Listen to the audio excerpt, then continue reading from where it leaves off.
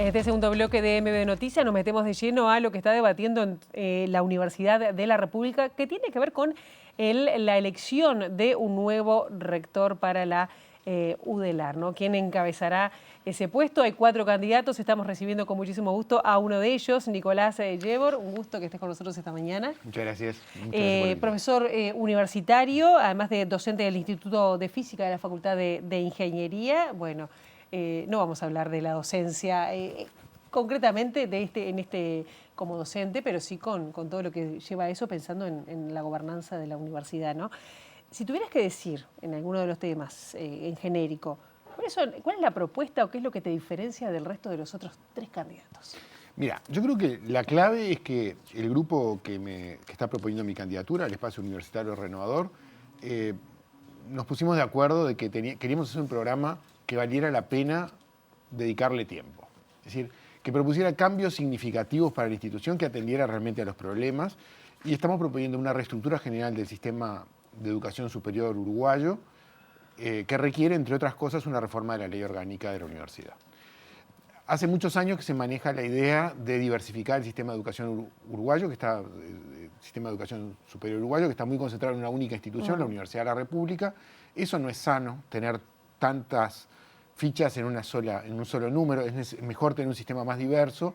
Y la razón por la cual eso no ha sucedido es porque el país está dividido políticamente en 2 mitades, ninguno tiene mayorías especiales para crear entes autónomos a su imagen y semejanza, y la derecha política no quiere crear entes autónomos cogobernados y la izquierda solo quiere crear instituciones de educación superior cogobernadas. Entonces el resultado es que no se crean nuevas instituciones y seguimos en esta situación que no es deseable. La universidad es una universidad muy grande en los estándares internacionales, es la 3ª universidad más grande de América Latina, después de México y Buenos Aires. Entonces es muy difícil de administrar con este tamaño. Entonces lo que hemos propuesto es una idea innovadora, es utilizar el ente autónomo Universidad de la República, reformar su ley para que contenga en su seno varias instituciones que en la práctica funcionen como universidades independientes, y eso permita volver a universidades de escala más humana, porque estamos teniendo también un problema de distanciamiento muy grande del demos universitario con respecto a sus autoridades.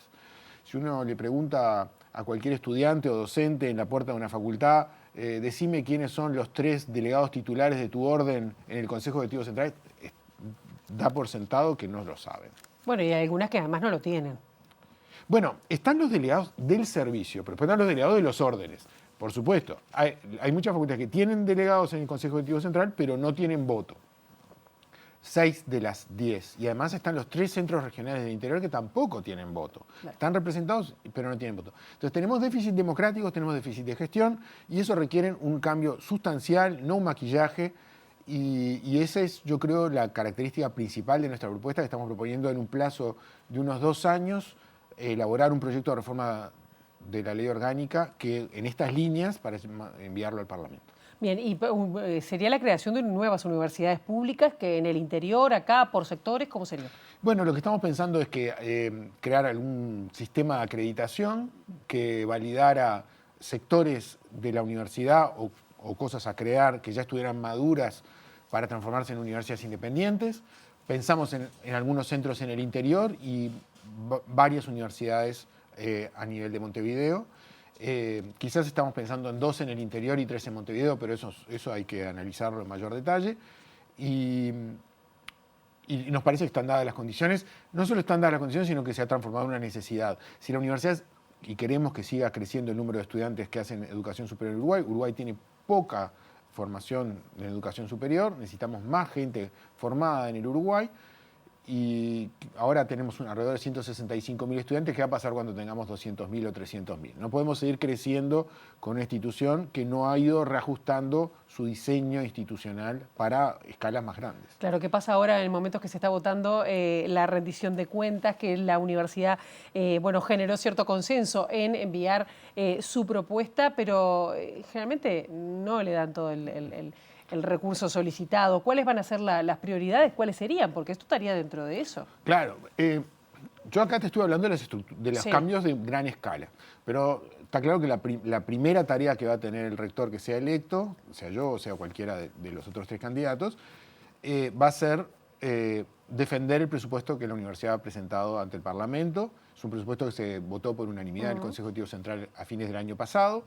Y lo primero es ir al Parlamento, convencer a los legisladores. La universidad tiene argumentos sobrados para explicar por qué la inversión en educación superior en el Uruguay, en educación en general y en educación superior en particular, redunda en una mejora del país en todos sus términos. No es plata que estamos destinando a la universidad, es plata que estamos destinando al desarrollo del país. Y bueno, vamos a armar un equipo de personas que recorran los distintos despachos de los parlamentarios y también de figuras del Poder Ejecutivo para convencerlos de la importancia de esto. Obviamente, después habrá que ver con los recursos que se aprueben y no qué cosas se pueden financiar, pero nuestras prioridades están primero que nada en las becas de grado y posgrado, que impactan de manera notable las de grado en retener un mayor porcentaje de estudiantes, porque tenemos un problema muy grave de deserción. Las de posgrado en favorecer el aumento de las personas con formación de posgrado, que en el Uruguay es muy insuficiente.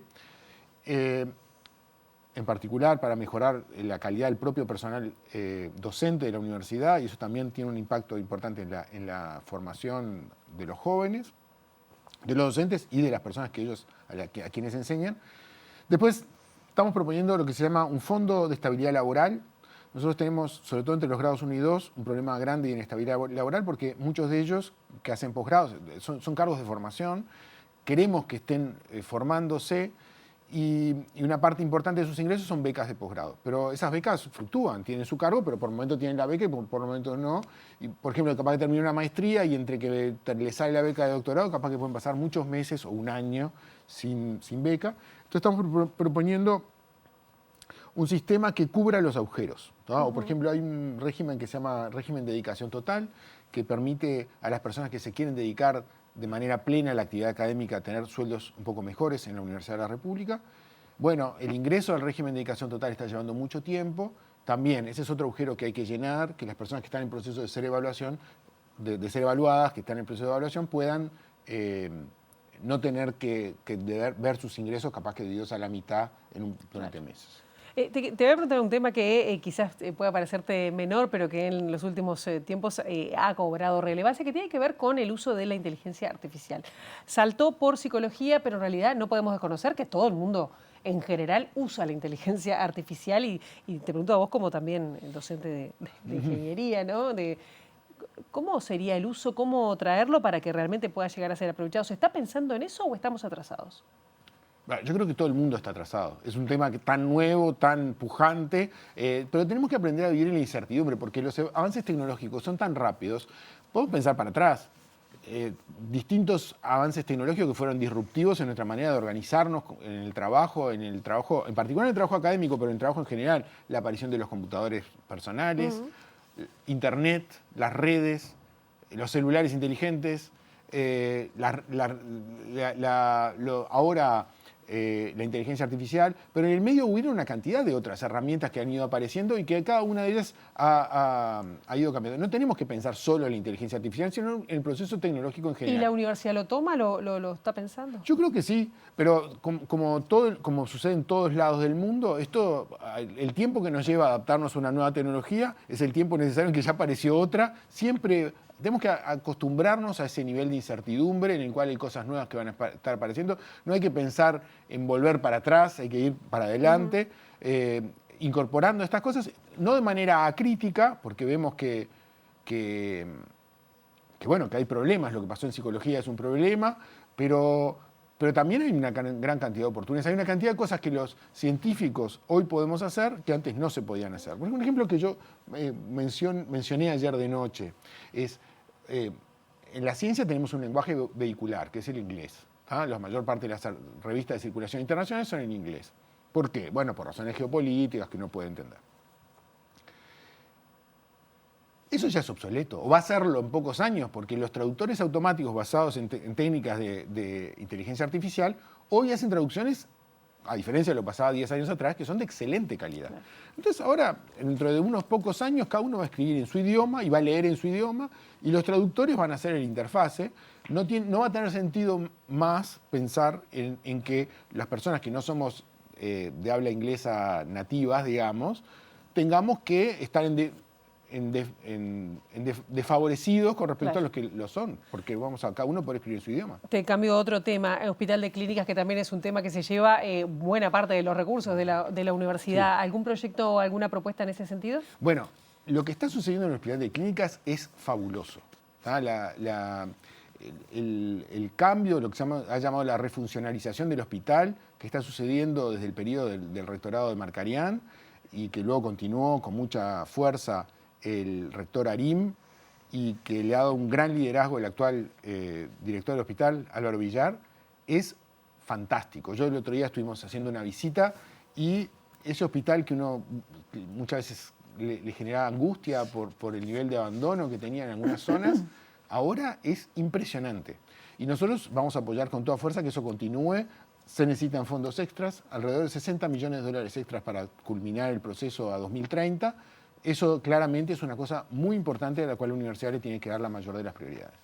La descentralización, ¿cuál es la propuesta? Porque a veces, digo, si bien se han creado carreras en el interior, a veces la crítica es que la calidad no es la misma, no hay tantos profesores radicados. ¿Cuál es la visión? Nosotros nuestra opinión es que lo que tenemos que tener es estándares de calidad uniformes en todo el país y no tenemos que hacer crecer en zonas en las cuales las cosas no están funcionando bien. Lo que tenemos que hacer es aumentar los recursos para el interior, porque cuando hubo el gran desarrollo del interior, de hecho el presupuesto per cápita, ya sea por docente o por estudiante, era mayor que en Montevideo, cuando era una cosa nueva, pero afortunadamente eso ha crecido mucho y esa situación se ha invertido, así que el presupuesto per cápita en el interior hoy es más bajo que el de Montevideo, eso hay que revertirlo. Pero esos fondos nos parece no hay que dispersarlos, sino focalizarlos en algunas áreas que andan bien, darle pujancia. Nos parece más importante tener algunos centros de muy buen nivel que dispersar los esfuerzos en una gran cantidad de sedes. Confiado entonces el 18 en el jueves que viene. Mira, el nivel de incertidumbre es total porque la mayor parte de los delegados a la Asamblea del Claustro aún no han definido su voto. Así que entre hoy, mañana, el lunes se van a saber una gran cantidad de... Bueno, el fin de semana hay convención de la FEU también, así que vamos a saber gran parte de los votos de acá al lunes y ahí tendremos más claro el panorama. Nicolás Llobert, muchísimas gracias. Gracias a vos.